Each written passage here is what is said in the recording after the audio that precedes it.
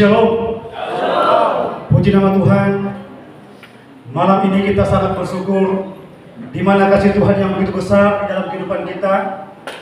Secara khusus kami GKK Cabang Labuan, Tuhan perkenankan untuk bisa merayakan Natal bersama pada saat ini bersama dengan keluarga besar Tan Harjo.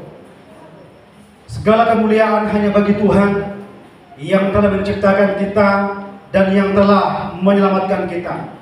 Oleh karena itu, sebelum kita lebih jauh masuk di dalam ibadah kita saat ini, saya berikan kesempatan kepada setiap kita untuk bersatu secara pribadi. Mari kita menyerahkan ibadah perayaan Natal pada malam hari ini ke dalam pimpinan Tuhan.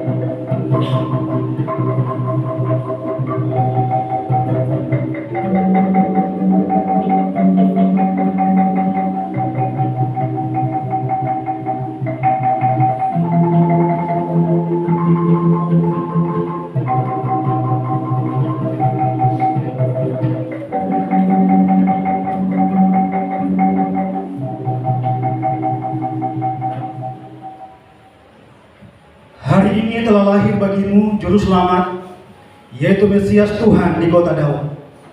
Inilah tandanya bagimu, kamu akan menjumpai seorang bayi yang dibedung dan terbaring di dalam palungan. Kemuliaan bagi Allah di tempat yang maha tinggi, dan damai sejahtera di bumi di antara manusia yang berkenan kepadanya. Kita habiskan ibadah Natal pada saat ini. Ibadah dan perayaan Natal kita pada malam hari ini, kita mulai di dalam nama Allah Bapa, Allah Putra, dan Allah Roh Kudus. Kiranya kasih karunia dan damai sejahtera dari Allah Bapa kita dan dari Tuhan Yesus Kristus serta Roh Kudus menyertai kita sekalian. Amin.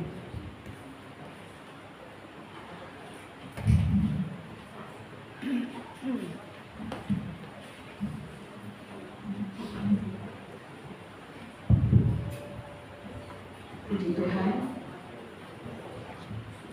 Saya menyapa saudara-saudara semua. Saya mau bertanya, apakah malam ini saudara bersuka cita? Ada amin? Amin. Amin. Ya, saudara-saudara, kita wajib bersuka cita karena kita adalah anak-anak yang telah ditebus oleh Tuhan dan kita adalah milik kepunyaan Allah. Maka dari itu saudara, jika ada beban, masalah yang melanda, hari ini, malam ini kita tanggalkan. Sebab firman Tuhan berkata bahwa kesusahan sehari ialah untuk cukup dalam sehari saja, saudara. Untuk itu saudara, kita akan mempersiapkan hati pikiran kita untuk datang menyembah di hadapan Tuhan. Dan kita akan menyambut Kristus Yesus, Sang Juru Selamat, dengan menaikkan pujian Kidung Jemaat 123, Selamat datang.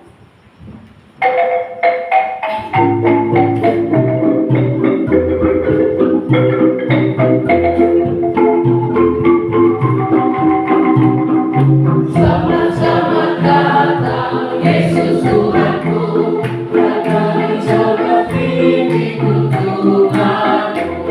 Selamat datang Tuhanku ke dalam dunia, damai yang kau bawa tiada tandanya. Salam salam.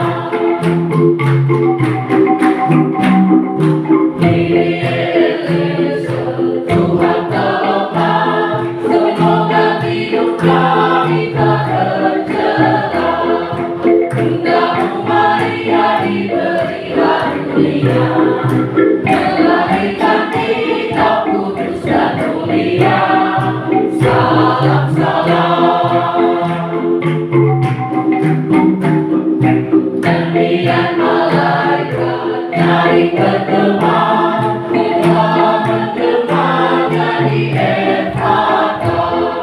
Kristus sudah lahir dan percaya dapat dalam kandang domba kau dapat bertemu. Salam salam, datang orang Kudus ikut bintangnya, menghalau pemberian dan menyembah yang dipersembahkan kemenyan emas dan peluh. Para juru selamat mereka bersyukur. Salam salam dari pulau dan benua, mendengar selalu lagu pujian semua bagi nama penebus. Muliakan Tuhan.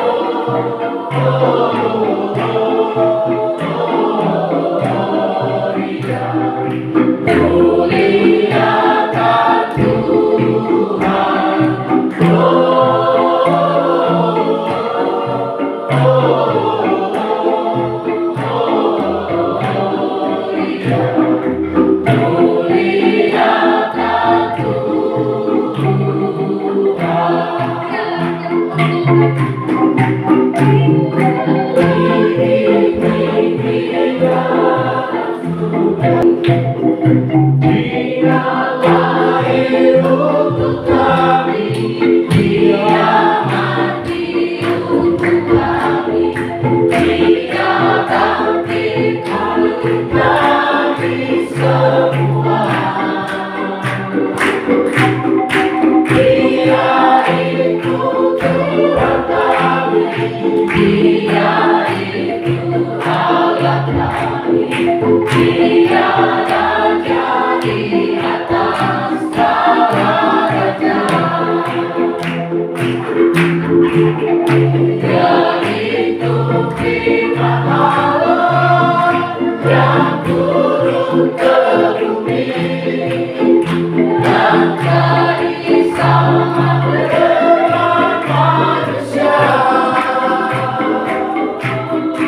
Dia Yesus sobat kami, Dia Yesus Tuhan kami, Sang penebus juru selamat dunia.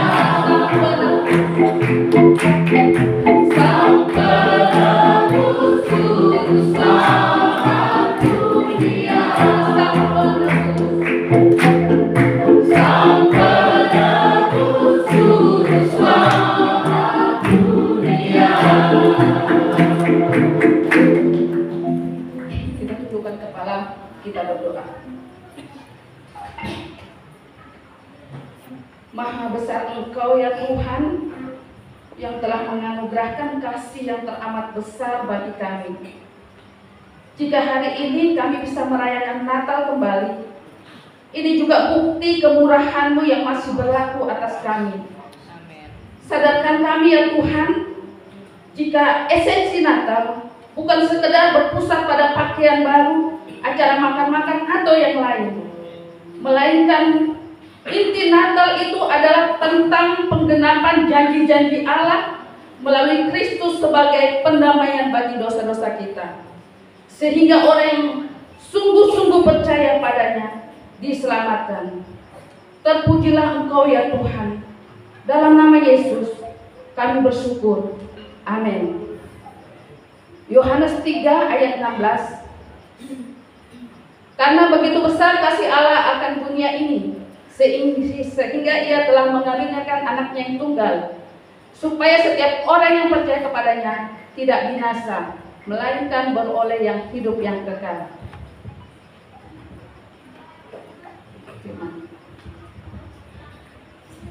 Sungguh besar kasih Allah bagi dunia ini, sehingga Allah mengutus anaknya ke dunia, lahir di sebuah kandang yang hina, menderita, bahkan mati dan bangkit naik ke surga. Dan malam hari ini kita merayakan salah satu momen yang penting, yaitu Natal Yesus Kristus. Natal mengingatkan kita akan kasih Allah yang begitu besar bagi manusia yang berdosa, yang layak untuk dihukum. Tapi pertanyaan sekarang adalah, apakah saudara dan saya sudah datang kepada Sang Juru Selamat yang sudah lahir di Bethlehem 2000 tahun yang lalu atau belum? Ini pertanyaan penting bagi kita semua sebelum kita keluar dari ruangan gereja ini. Kita akan mendengarkan firman Tuhan yang akan disampaikan oleh Bapak Pendeta Dr. Mario Indino. Namun sebelumnya mari kita naikkan pujian bagi Allah.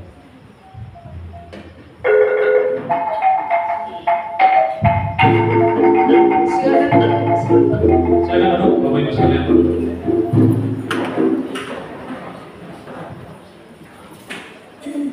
Karena begitu besar.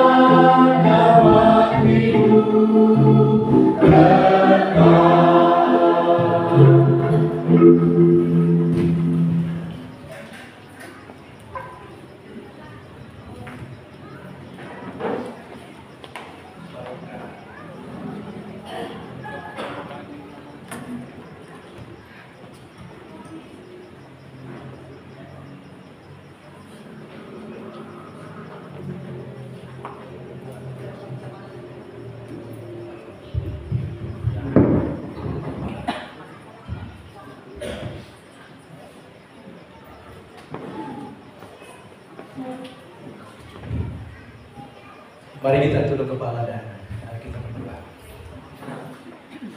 Di hadirat-Mu ya Allah, Allah yang kami kenal dan kami sembah di dalam nama Tuhan Yesus.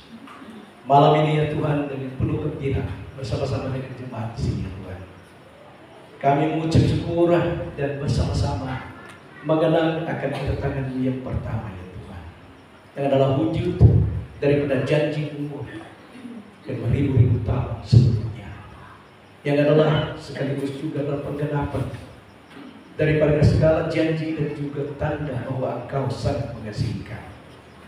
Malam ini ya Tuhan, kami memohon supaya Engkaulah yang berbicara melalui hamba-Mu ya Tuhan, dan Engkaulah yang mempersiapkan setiap kami yang akan mendengar, supaya hati dan pikiran kami sungguh-sungguh siap menerima firman. Di dalam nama Tuhan Yesus Kristus, Tuhan dan Juru Selamat kami berdoa. Amin. Malam ini saya ingin mengucapkan banyak terima kasih dan juga selamat datang untuk tamu-tamu yang meringankan langkah untuk datang menghadiri perayaan Natal pada malam ini. Nah, pada waktu saya melihat undangan dan judul dari undangan, saya sangat gembira sekali. Karena pertama, saya punya kerinduan yang besar.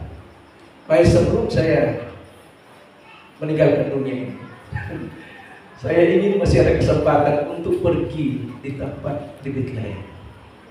Nah, pada waktu Pak Pendeta kirimkan undangan ini, marilah kita pergi. Saya pikir-pikir saya sudah ada paspor, sudah siap. Dan saya berbincang-bincang dengan Pak Pendeta Amiruddin yang tahun lalu dia pergi di tempat ini. Dan tentu saja kalau kita berpikir, ada banyak hal yang membawa sukacita dalam hati kita kalau kita berpikir tentang Bethlehem. Yang dulu yang kita melihat di sini adalah marilah kita pergi ke Bethlehem. Tapi saya lupa kata itu sekarang. Tapi di sini, kalau di sini sudah ada, marilah kita pergi ke Bethlehem sekarang. Nah, kalau kita melihat di peta, Bethlehem dengan Gaza itu ada 75-78 km. Kalau mereka kirimkan rudal, kalau tidak ada Iron Dome, pasti kena. Bethlehem itu gampang sekali kena, atau Yerusalem. Tetapi karena ada perlindungan yang disebutkan itu Iron Dome, terlindunglah Bethlehem. Selain daripada itu, kalau kita berpikir tentang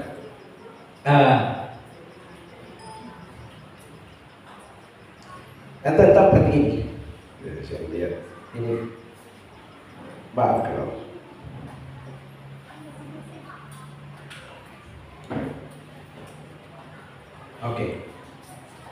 di tempat yang kita sebutkan, yaitu Bethlehem, sekarang itu mendapat pengunjung sekitar 8.220 orang per hari. Begitu terkenal tempat ini, dan diperkirakan bahwa tahun ini walaupun ada perang bisa mencapai sampai 3 juta orang yang akan datang mengunjungi tempat ini. Kalau kita berpikir, ini berarti ada sesuatu hal yang sangat menarik dan suatu hal yang sangat bagus yang ada kalau kita pikirkan. Persamaan daripada Tuhan Yesus Kristus, kalau kita seperti apa yang sudah dibaca tadi dalam Lukas pasal 2, ada tentu saja ada hal-hal yang terjadi yang pada waktu itu tidak begitu kita katakan tidak begitu terkenal dan tidak begitu menyenangkan, dan tidak ada banyak orang yang memperhatikannya. Tapi ada orang, ketika mereka sebutkan ada 3 orang yang mereka sebutkan itu, tapi Alkitab tidak mengatakan hanya 3 raja, tapi karena hanya 3 macam hadiah yang disebutkan, sehingga anggapan daripada kebanyakan bahwa hanya tiga raja yang pergi. Saudara-saudara, ada yang kalau dalam ayat ini dikatakan dalam Matius pasal 2 ayat 1 sampai 2, sesudah itu Yesus dilahirkan. Dia berkata, Yesus dilahirkan di Bethlehem di tanah Yudea pada zaman Raja Herodes. Datanglah orang-orang Majus dari timur ke Yerusalem dan bertanya, di manakah dia yang orang Yahudi yang dilahirkan itu? Kami telah melihat bintangnya di timur dan kami datang untuk menyembah dia. Nah, pada saat itu kalau kita melihat ada yang dikatakan bahwa mereka ini yang raja dari timur. Saya mencoba melihat kira-kira yang raja timur ini dari mana. Kita juga dianggap orang-orang dari timur. Tapi kalau pada zaman Alkitab, timur itu sebenarnya selalu dianggap itu di tempat di Iran, itu Persia atau Irak, tetapi lebih banyak kepada Persia pada zaman itu yang lebih berkuasa. Nah, saya mempelajari kira-kira jarak dari Persia yang Iran itu sampai ke Bethlehem itu paling kurang 2.474 kilometer.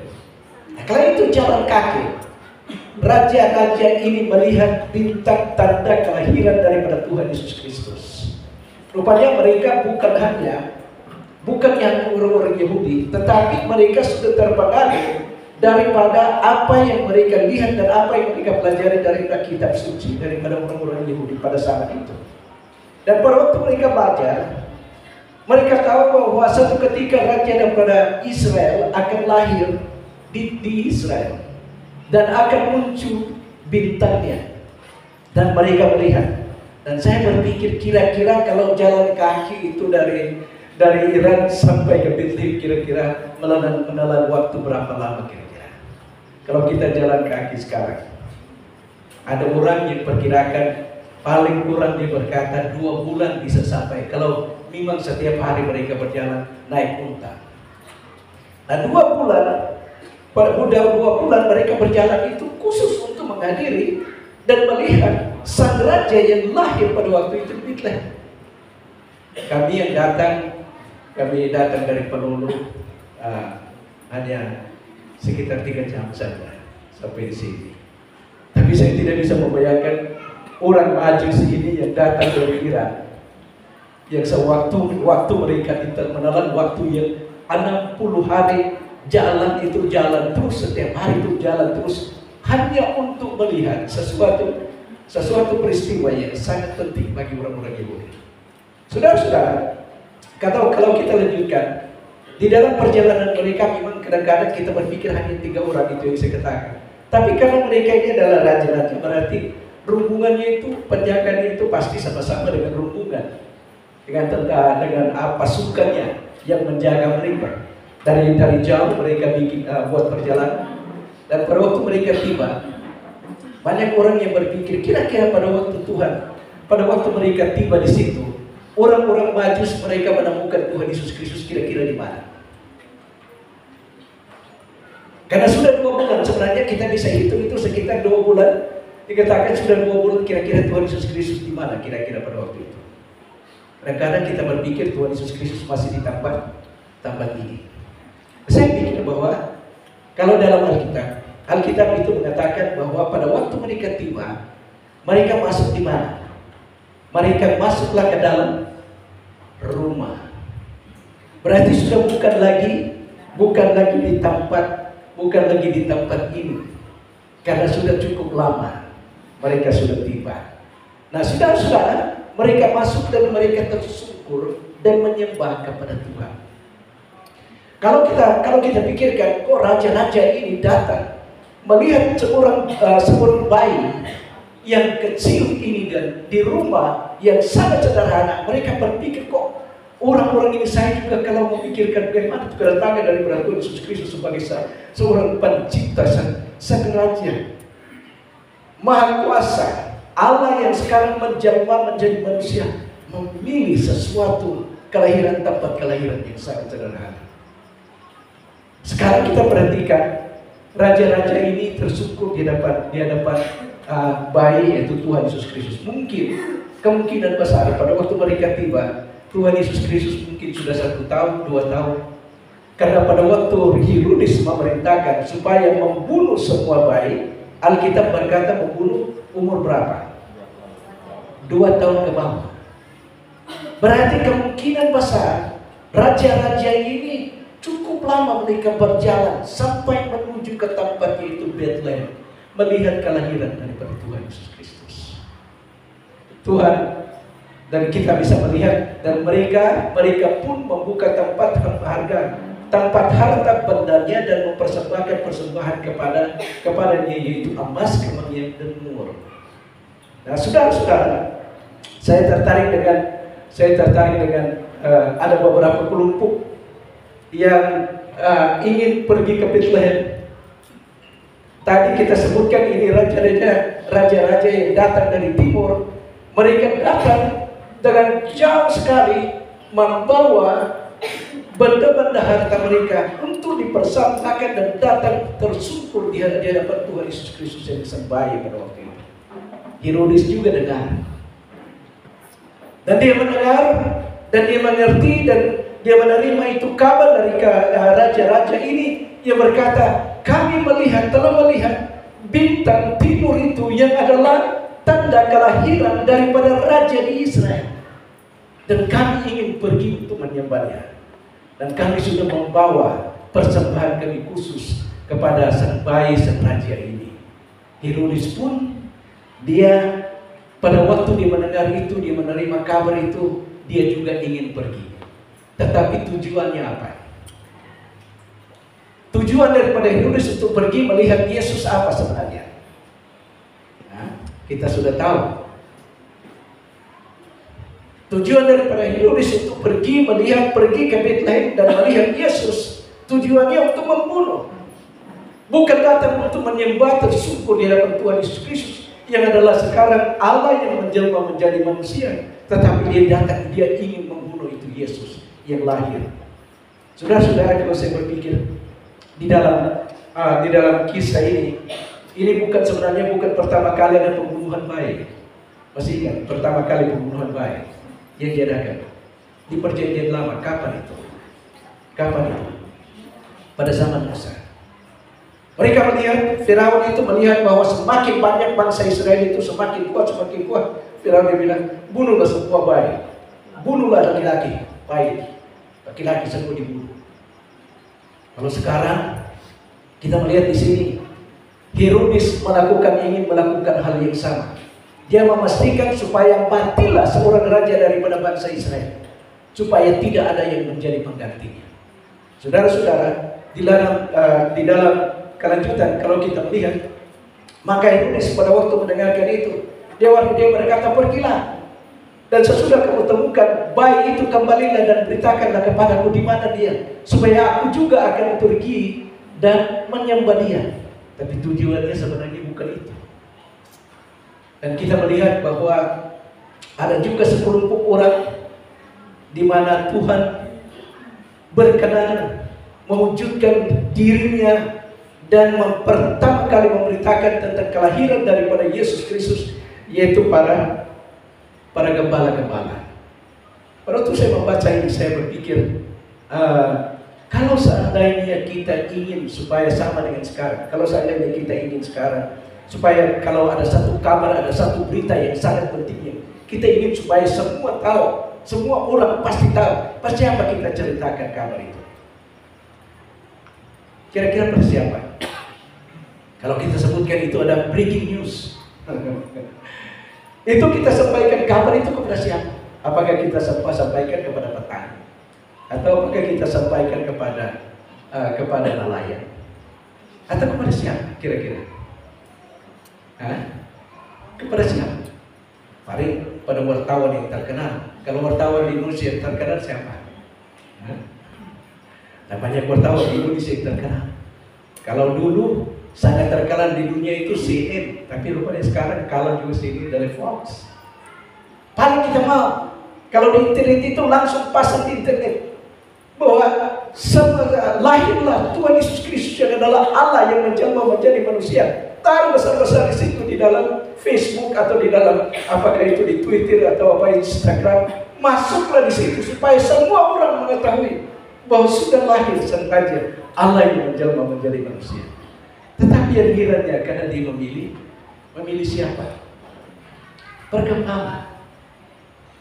Nah, pergembala ini saya sedikit saja memikirkan dan mengenal sebenarnya gembala-gembala ini dalam Alkitab siapa mereka dan apa sebenarnya pekerjaan mereka. Gembala itu sebenarnya gembala itu yang paling pekerjaan yang paling umum pada zaman mereka. Gembala-gembala sama dengan misalnya kalau sekarang mungkin para petani-petani, tetapi mereka itu lebih umum lagi. Bangsa Israel itu pada waktu mereka pergi ke Mesir, mereka itu dikenal sebagai penggembala, adalah orang-orang gembala. Daud yang adalah raja yang terkenal, dia adalah gembala. Tuhan Yesus Kristus pada waktu dia datang di dunia ini, dia memperkenalkan diri sebagai, dia berkata, akulah gembala yang baik. Daud pun daripada ayat pasal yang paling dihafal dari kebanyakan orang dalam Mazmur pasal 23, Tuhan Yesus Kristus ayat 1 berkata, Tuhan adalah gembala dan tidak ada kekurangan bagi. The Lord is my shepherd and I shall not want. Maksudnya saya tidak ada kekurangan karena saya mempunyai gembala, yaitu Tuhan adalah gembalaku. Allah memilih. Saya pikir bahwa kalau kita berpikir ini adalah gembala-gembala yang sangat sederhana, bukan teolog, bukan yang berkecimpung dengan politik, bukan orang-orang yang berkecimpung dengan pemerintahan, bukan orang-orang yang berkecimpung dengan bisnis, tetapi Allah berkenan memperkenalkan dirinya pertama-tama berita tentang kedatangan daripada Tuhan Yesus Kristus para gembala-gembala yang murni akan menceritakan sebenarnya kabar tentang kedatangannya. Tidak ada bias, tidak ada bias tentang partai apa, tidak ada bias tentang pandangan yang secara sebagai teolog, tapi secara sederhana. Allah itu dengan malaikat membawa kabar khusus disampaikan pertama-tama kepada gembala-gembala. Mereka pergi, ini dalam Alkitab. Kalau kita melihat, mereka pergi dan dikatakan di sana. Dan di daerah itu ada gembala-gembala yang tinggal di padang menjaga kawanan ternak mereka. Dan waktu malam, tiba-tiba berdirilah seorang malaikat Tuhan di dekat mereka. Dan kemuliaan Tuhan bersinar meliputi mereka dan mereka sangat ketakutan. Lalu kata malaikat itu kepada mereka, jangan takut, sebab sesungguhnya aku memberitakan kepadamu kesukaan besar untuk seluruh bangsa. Mengapa? Karena hari ini telah lahir bagimu juru selamat, yaitu Kristus Yesus di kota Daud. Di dalam iman kekristenan kita mempunyai keunikan yang tidak ada setaranya. Mengapa saya bisa katakan? Sekarang kita merayakan kedatangan kelahiran daripada Yesus Kristus, yang adalah kita menyembah Dia sebagai Allah, sebagai Raja, sebagai Mesias, yang bisa ditelusuri sejarahnya, yang bisa ditelusuri dari ayahnya, dari siapa titiknya, dan nenek moyangnya, keturunannya, kita bisa telusuri semua. Itu tercatat di dalam Alkitab. Bukan hanya itu, tetapi dalam sejarah nubuatan dalam Alkitab ada 375 nubuatan tentang Tuhan Yesus Kristus dari perjanjian lama. Saudara tahu sudah berapa yang sudah digenapi? Ada 325 yang sudah digenapi. Dan setiap nubuatan yang berbicara tentang Tuhan Yesus Kristus itu digenapi secara harfiah. Secara harfiah. Pada waktu dia berkata di dalam Kejadian pasal 3 ayat 15, di mana pertama kali diceritakan tentang kedatangan daripada Tuhan Yesus Kristus, dijanjikan tentang kedatangan daripada Tuhan Yesus Kristus, itu dia menceritakan langsung, dia berkata dari benih daripada perempuan. Mengapa tidak dikatakan keturunan daripada sang laki-laki? Karena disitulah dikatakan bahwa dia akan lahir bukan dari benih daripada laki-laki, tetapi benih daripada Roh Kudus. Sehingga di dalam pengakuan rasuli, dari pengakuan iman rasuli, kita percaya bahwa Yesus itu dikandung dari Virgin Mary. Itu kembali, sebenarnya ajaran itu kembali pada 6.000 tahun lebih. Pada zaman Tuhan Yesus Kristus, berarti 4.000 sebelumnya sudah dikatakan bahwa Sang Mesias akan lahir bukan dari bini daripada laki-laki, tetapi daripada bini daripada perempuan. Itulah sebabnya Tuhan Yesus Kristus tidak memiliki tabiat dosa, karena tabiat dosa itu diturunkan melalui laki-laki, bukan dari perempuan. Saudara-saudara, kalau kita melihat di dalam nubuatan tentang Tuhan Yesus Kristus yang ada 375 sudah digenapi, masih juga ada sisa 250 nubuatan tentang Tuhan Yesus Kristus yang belum digenapi. Berarti kalau yang 325 digenapi secara harfiah, berarti yang 250 akan digenapi dengan cara apa? Secara harfiah. Alkitab itu berkata Yesus akan lahir dari benih dari perempuan. Yesus akan lahir di Bethlehem. Itu juga dia lahir di Bethlehem 1000 tahun sebelum Tuhan Yesus Kristus mati di atas kayu salib. Daud sudah menceritakan bahwa dia akan dipakukan 400 tahun lebih sebelum ada kebiasaan untuk menyelipkan orang yang dihukum mati. Sudah dinubuatkan.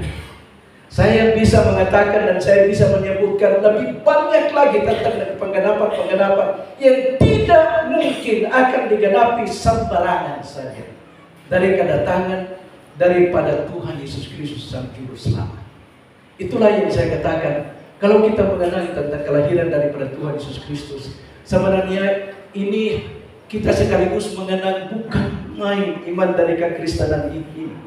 Bukan iman yang buta-buta loncat, blind faith. No. Tetapi iman yang bisa ditelusuri dan kita bisa melihat ada dasarnya di dalam Alkitab.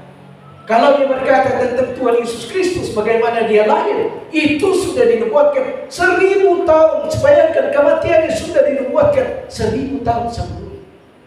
Itu Daud pada zaman Daud. Persis sebagaimana dikatakan dalam Alkitab, di mana dia akan ditusuk, tangannya akan ditusuk, dipakukannya, lambungnya akan ditusuk. Itu juga sudah dikatakan 1000 tahun sebelum. Bayangkan itu, sebelum ada praktik pun yang untuk menyelipkan 400 tahun sebelum ada praktik itu. Sudah dikatakan bahwa Tuhan Yesus Kristus akan mati di atas kayu salib. Saudara-saudara, kalau kita melihat apa yang dikatakan pada waktu mereka mendengar pada gembala-gembala, pada waktu mereka mendengarkan apa yang dikatakan sejumlah daripada malaikat itu jelas. Dan saya juga pada waktu saya membaca berulang-ulang, banyak kali saya membaca berulang-ulang ini, di mana dia kata itu malaikat berkata, carilah seorang bayi dan inilah tandanya, kamu akan menjumpai seorang bayi dibungkus dengan lampin, terbaring dalam palungan. Karena saya pikir waktu itu banyak sekali orang, karena itu adalah mereka mendaftarkan sensus, mereka datang dari banyak negara, banyak daerah-daerah, berkumpul di satu tempat itu. Paling ada juga anak-anak yang lahir pada waktu itu. Tetapi secara khusus, supaya jangan sampai salah menyembah, jangan sampai salah mencari bayi itu. Tapi malaikat itu berkata, carilah bayi yang lahir di palungan, yang terbaring dalam palungan, dibungkus dengan lampin. Saudara-saudara, pada waktu mereka mendengarkan ini, Alkitab berkata, malaikat sejumlah besar tentara malaikat tentara sudah memuji Allah. Kemuliaan bagi Allah di tempat yang mati, dan damai sejahtera di bumi antara manusia yang berkenan kepadanya. Kemudian mereka berkata, setelah malaikat itu berangkat, mereka berkata, marilah kita pergi ke Betlehem. Inilah sehingga kita mengambil judul atau topik kita pada malam ini. Sesudah mereka mendengarkan, sekarang Allah yang dulunya hanya dikenal dengan firman-Nya, hanya dikenal dengan kuasanya, dan orang tidak pernah melihat secara manusia, sekarang dia menjelma, yang dulunya adalah firman sekarang menjadi manusia dan hidup di tengah-tengah manusia. Dia akan hidup. Sekarang mereka punya kesempatan untuk melihat Yesus secara langsung. Ada lagu yang dinyanyikan dari cucu kami tadi pagi, mereka datang sama-sama. Ada lagu yang dikatakan, Mary did you know? Pernah mendengar itu dalam bahasa Indonesia? Mary did you know? Maria, apakah engkau mengetahui sebelumnya bahwa bayi yang engkau lahirkan, dia akan melahirkan kamu kembali. Bayi yang engkau peluk dan engkau cium adalah Allah Sang Pencipta yang menjelma menjadi manusia. Bayi yang engkau peluk sekarang, Maria, apakah engkau tahu bahwa bayi yang sama akan berjalan di atas air? Dan dia berkata, Maria, apakah engkau tahu sebelumnya bahwa bayi yang engkau peluk akan membangkitkan banyak orang mati? Apakah Maria, apakah engkau tahu bahwa bayi yang engkau peluk nanti dia menjadi raja yang selama-lamanya tidak pernah habis kerajaannya? Apakah Maria, apakah engkau tahu bahwa bayi yang engkau peluk sekarang adalah Allah yang menjelma menjadi manusia, Sang Pencipta dari alam semesta? Saya berpikir bukan main. Memang hiasan-hiasan semua yang kita lakukan setiap tahun, saya mengharapkan supaya kita sebagai umat Kristen ada sesuatu yang baru yang kita petik. Apakah itu apakah sesuatu yang membuat kita lebih bersemangat? Apakah sesuatu yang membuat kita lebih mengasihi, lebih mencintai Allah, dan lebih sungguh-sungguh hidup berkenan di hadapan Tuhan, mengerti bagaimana sebenarnya proses daripada Tuhan Yesus Kristus hanya khusus menunjukkan kasih daripada Allah kepada saudara dan saya. Inilah semua seperti apa yang kita baca tadi. dalam Yohanes pasal 3 ayat 16. Apa itu dia? Karena begitu besar kasih Allah sehingga Ia mengaruniakan anaknya yang tunggal, supaya barang siapa yang percaya kepadanya tidak binasa, melainkan beroleh hidup yang kekal. Sangat sederhana tetapi sangat dalam dan sangat indah. Sebenarnya kalau kita banyak kali saya merenungkan dengan kata-kata yang apa yang diungkapkan dalam Yohanes pasal 3 ayat 16, ada banyak hal yang sebenarnya terlibat daripada ada sangkut paut dengan banyak sekali dalam perkataan-perkataan daripada firman Tuhan, apa yang dilakukan oleh Tuhan Yesus Kristus di dunia ini. Kita tahu bahwa kedatangan, terutama kedatangan daripada Tuhan Yesus Kristus, mengapa sampai Dia harus lahir keturunan daripada Daud?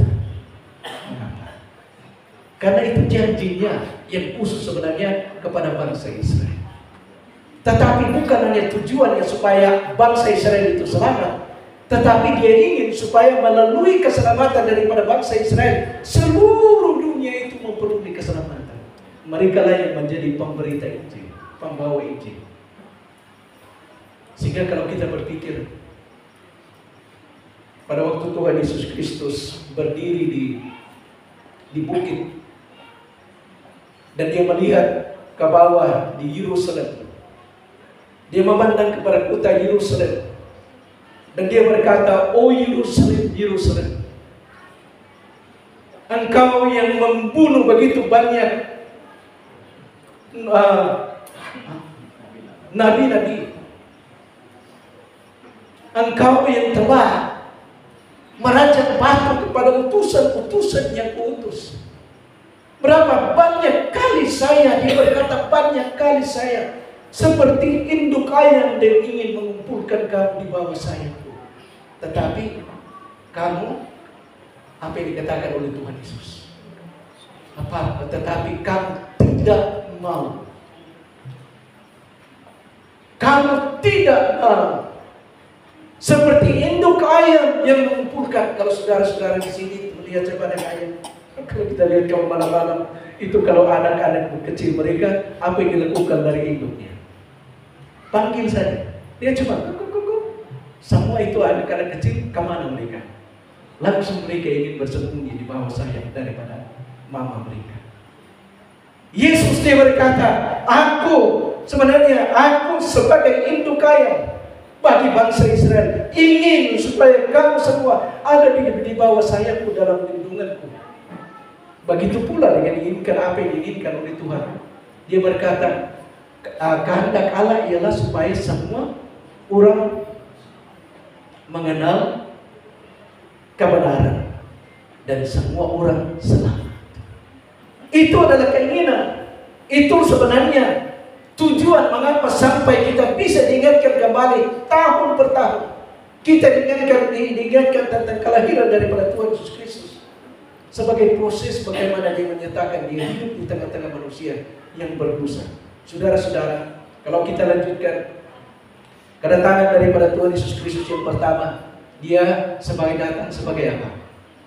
Sebagai anak domba Allah. Yohanes Pembaptis masih jauh dalam Yohanes pasal 1 ayat 29. Yohanes Pembaptis dia berkata pada waktu Tuhan Yesus Kristus berjalan mendekati menuju kepada Dia meminta supaya Dia dibaptis. Yohanes Pembaptis dia berkata, lihatlah domba Allah yang akan menghapus dosa semua manusia. Lihatlah anak domba Allah, dia berkata, Yesus datang sebagai anak domba Allah. Memang mereka mengharapkan supaya Yesus itu akan berperang sebagai raja, sebagai apa yang mereka harapkan sebagai raja seperti Daud dan lain-lain, seperti Salomo dan raja-raja daripada bangsa Israel. Tetapi Tuhan Yesus Kristus yang pertama yang Dia harus lakukan, Dia harus datang sebagai anak domba Allah. Saya sangat terkesan dengan kisah-kisah yang diceritakan oleh Lukas kalau kita membaca pada waktu Tuhan Yesus Kristus berlutut sebelum Dia ditangkap. Dia berdoa bersama-sama dengan rasul-rasul, walaupun rasul-rasul itu tertidur. Tapi di dalam beberapa kata yang ditulis, apa yang diungkapkan oleh Tuhan Yesus Kristus pada waktu di berdua, bagi saya sangat menyentuh kalau kita menyentuh hati kita. Pada waktu Tuhan Yesus Kristus dia berdua dengan keringat yang begitu besar berjatuhan di tanah, dan dia berkata, Bapa, kalau boleh cawan ini diluatkan daripadamu. Kalau boleh, damaikan. Karena dia adalah Allah, berarti dia tahu persis penderitaan yang dia akan lewati karena dia adalah Allah. Tetapi karena dia adalah manusia, dia juga merasakan sakitnya yang luar biasa yang akan dia derita sebelumnya. Dan pada waktu itu dia sudah tahu persis penderitaan yang dia akan lewati. Sebagai manusia, dia meminta kepada Allah, Bapa, apakah kalau boleh sebenarnya dilewatkan cawan ini? Amin. Itu sama dengan dia berkata, apakah kita boleh menyelamatkan umat manusia tanpa pengorbanan? Tanpa aku mati. Itu sebenarnya artinya. Tapi dia sambung dengan apa? Bukanlah kehendakmu yang jadi, tetapi kehendakmu yang jadi. Itulah yang dikatakan oleh Bapa. Karena tidak ada satu dosa dan tidak ada pengampunan dosa, tidak ada penghapusan dosa selain daripada penumpahan darah. Harus ada darah. Dan dari darah daripada binatang, lembu dan domba-domba tidak akan menghapuskan, hanya menutup dosa mereka, tetapi hanya darah daripada Tuhan Yesus Kristus yang bisa menghapuskan semua dosa-dosa. Tanpa kematian daripada anak Allah, kita tidak mendapat pengampunan. Tuhan Yesus Kristus datang sebagai yang kedua, dia akan datang, ingatlah, kedatangan yang kedua daripada Tuhan Yesus Kristus, dia akan datang sebagai apa? Sebagai singa. Pernah saudara-saudara berhadapan dengan singa? Mungkin Bapak pernah ya? Oh, domba. Pernah. Saya pernah, tapi dari jauh. Saya pernah masuk di safari di Jakarta, di apa ya, Bogor, kebun binatang sana. Tapi itu apa namanya? Kendaraan yang kami tumpangi bukan aman sekali, memang besinya luar biasa supaya aman. Tapi karena mereka dilepas jalan-jalan itu melewati itu singa-singa. Sedekat begitu saya melihat, bukan main ngerinya kalau kita berpikir. Sehingga saya pikir dulu begini besar, udah singa tinggi begini. Kemudian dia punya tangan itu besar sekali. Memang kelihatannya sangat menakutkan. Sangat menakutkan. Tapi itu Alkitab berkata, Yesus akan datang pertama kali, dia datang sebagai anak domba. Tapi kedua kalinya dia akan datang, Alkitab berkata dia akan datang, dia akan muncul sebagai singa daripada suku Yahuda. Kalau dulu dia adalah seorang yang dianggap sangat lemah dan sangat lemah lembut, dan sampai dia ditampal mukanya, sampai dipakukan, dia tidak membalas. Dicaci maki, dia tidak membalas mencaci maki. Tapi ingatlah kedatangannya kedua. Karena dia tidak akan datang sebagai domba, tetapi dia akan datang sebagai singa. Pada saat itu, pada waktu Tuhan akan datang menginjak, datang menjadi raja di bumi, sebelum dan akan kedatangan daripada Tuhan Yesus Kristus, Alkitab itu berkata, penguasa-penguasa dunia ini akan berteriak dan bersembunyi di mana-mana dan meminta supaya batu-batu itu berjatuhan kepada mereka, supaya mereka mati karena tidak mampu memandang dan menghadap kepada singa daripada suku Yahuda, yaitu Yesus. Tapi saat itu Alkitab berkata, maut akan lari dari mereka. Mereka akan disiksa untuk sementara, sebelum nanti siksaan yang luar biasa yang selama-lamanya di neraka. Saudara, saya akan mau bertanya, tinggalkan satu pertanyaan. Saudara mau bertemu dengan Yesus sebagai anak domba Allah, atau mau bertemu dengan dia sebagai singa? Dan pikirkan itu. Saya mempunyai pengharapan seperti pemimpin lagu-lagu tadi, puji-pujian. Dia berkata, kita yang sudah percaya kepada Tuhan Yesus Kristus, kita memiliki hidup yang kekal. Kita sekarang sudah menjadi anak-anak. Saya tidak akan dihukum. Saya tidak akan memandang dan bertemu dengan Tuhan Yesus Kristus. Walaupun dia adalah singa, tetapi dia adalah rajaku. Dia adalah di pihakku. Sehingga Rasul Paulus berkata, siapakah yang bisa memisahkan kita daripada kasih Kristus jika Allah di pihak kita? Itulah jaminan yang sangat indah bagi setiap orang yang percaya kepadanya. Ingatlah, dia datang.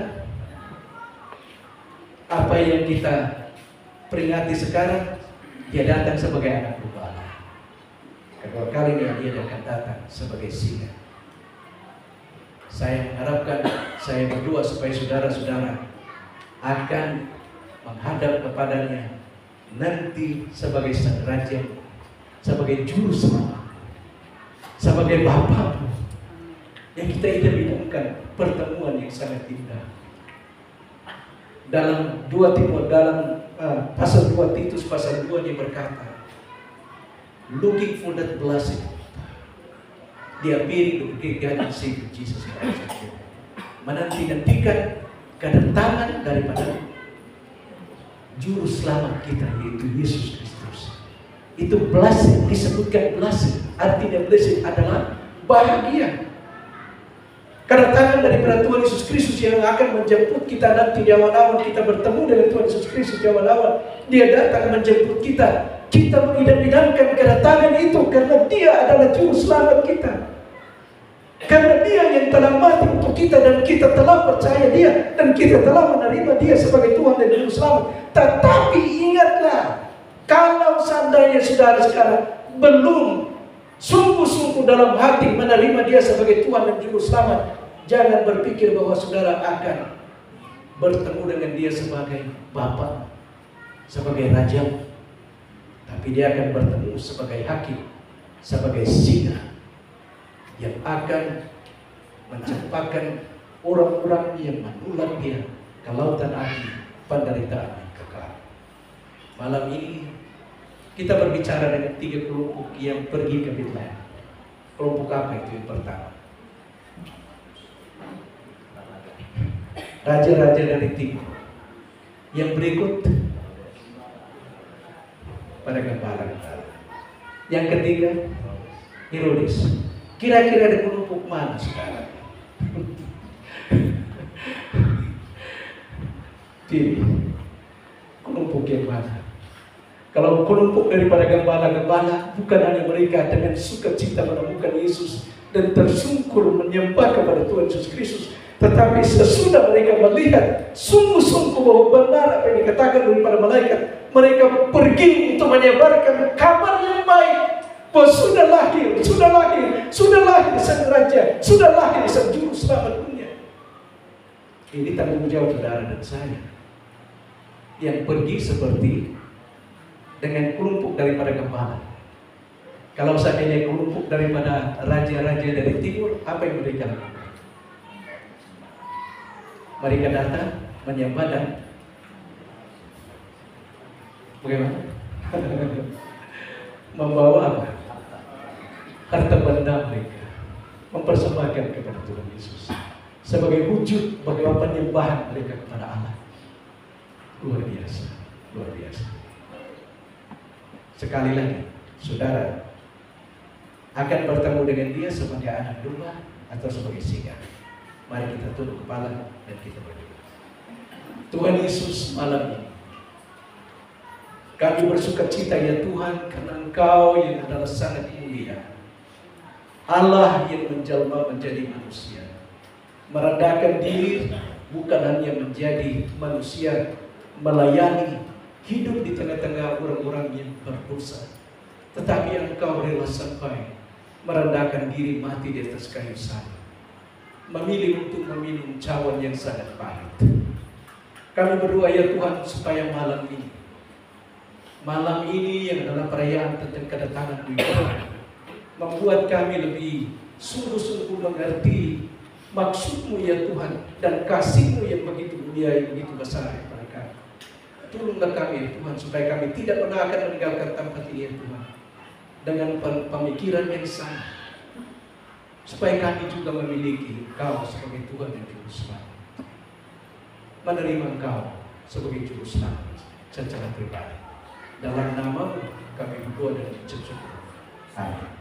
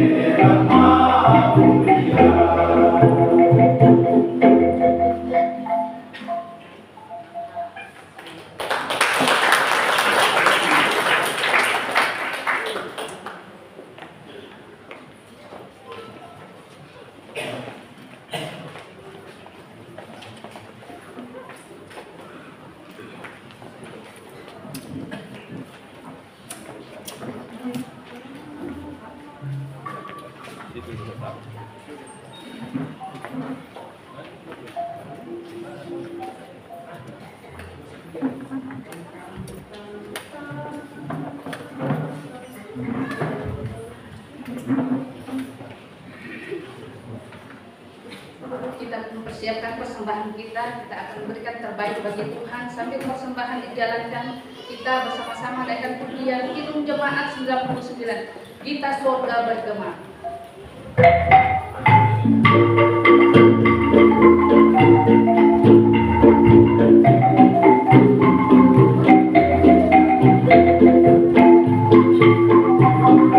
Kita surga bergema, lahir Raja mulia, damai dan sejahtera turun dalam dunia. Bangsa-bangsa bangkitlah dan bersoraklah serta melakukan kabar baik. Lahir Kristus Raja, kita surga bergema, lahir Raja mulia.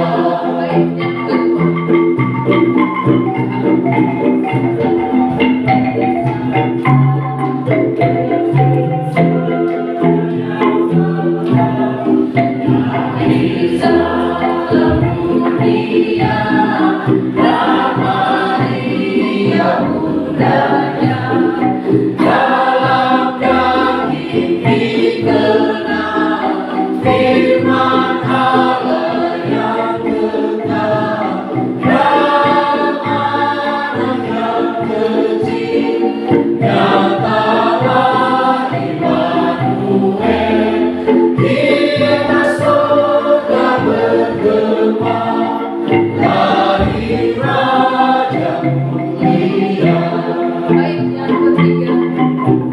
Raja damai yang besar, surya hidup yang benar, menumbuhkan dunia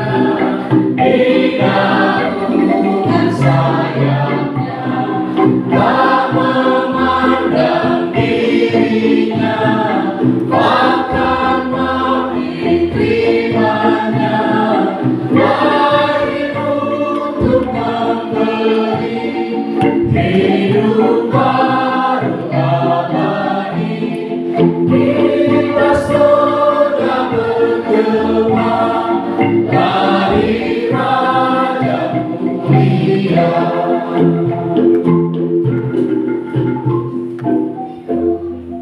Mari kita berdoa.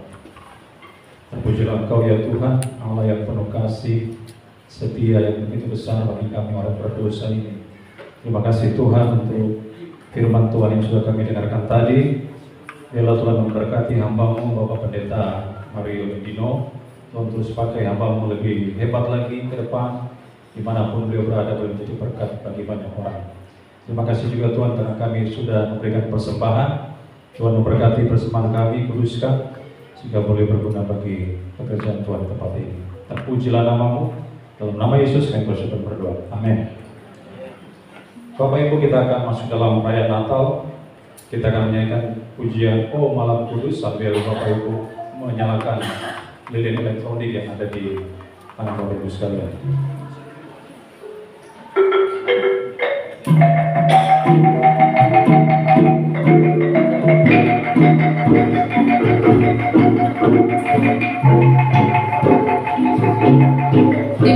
silakan berdiri.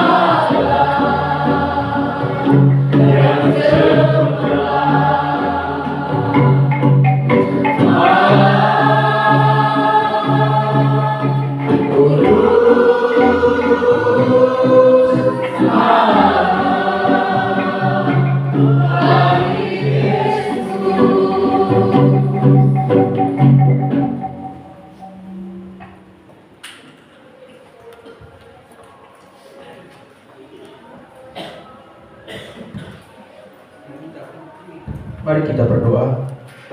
Tuhan, kami mengucap syukur untuk kebaikan Tuhan, untuk kesempatan yang Tuhan masih berikan bagi kami bisa bersama-sama merayakan Natal bersama pada malam hari ini. Terima kasih Tuhan untuk kebaikan Tuhan ketika kami bisa bersama-sama merasakan sukacita Natal bersama-sama dengan jemaat di tempat ini Tuhan. Karena itu Tuhan, kami saat ini mau berdoa untuk gereja-Mu di tempat ini.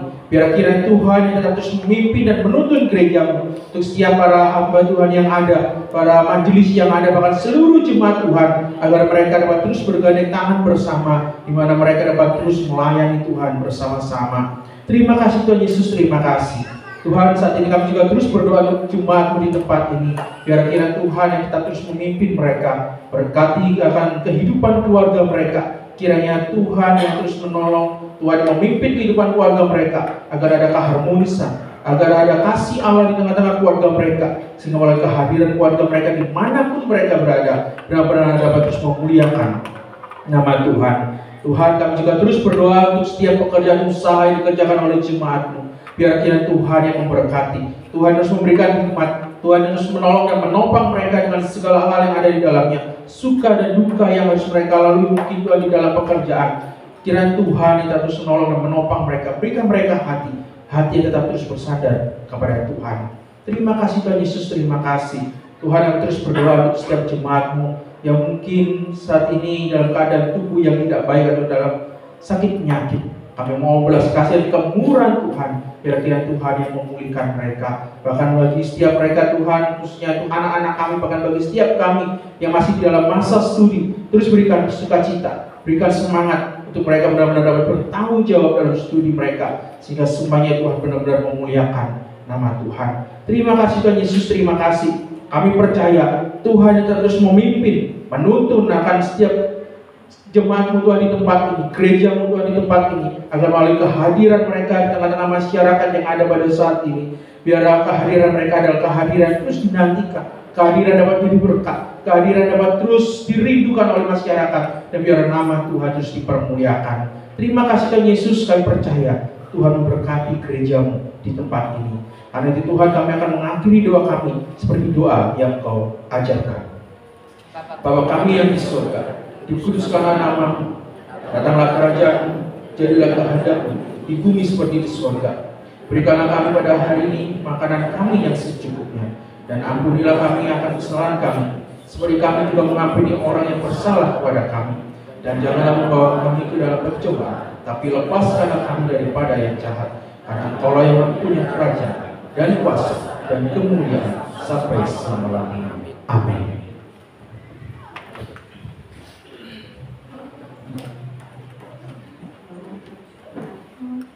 Kita akan menaikkan pujian penutup.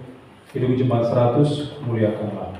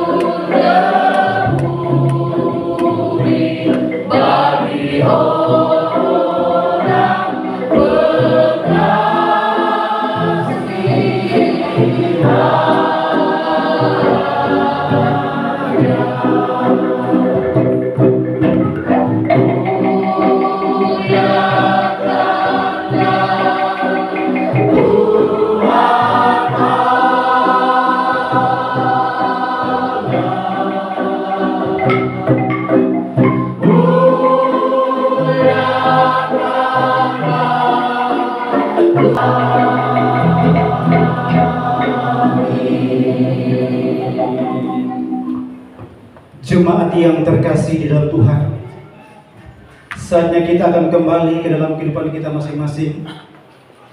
Bawalah firman yang telah kita dengarkan pada saat ini, sehingga iman kita semakin kuat untuk terus percaya hanya kepada Yesus saja sebagai satu-satunya Tuhan Juru Selamat yang telah menjamin hidup yang kekal bagi setiap kita yang percaya kepadanya.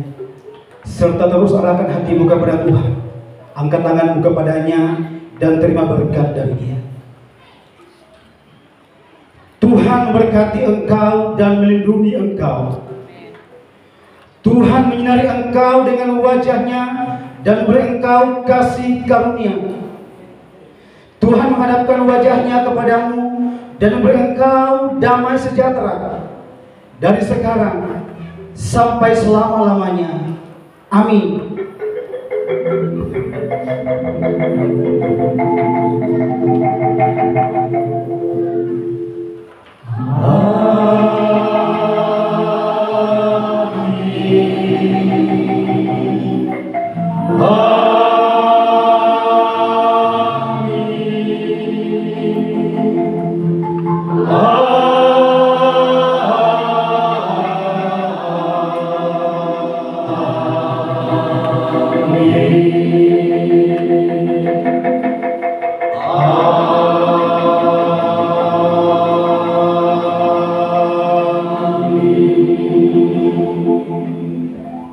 Amin. Silakan duduk kembali dan silakan bersatu dulu.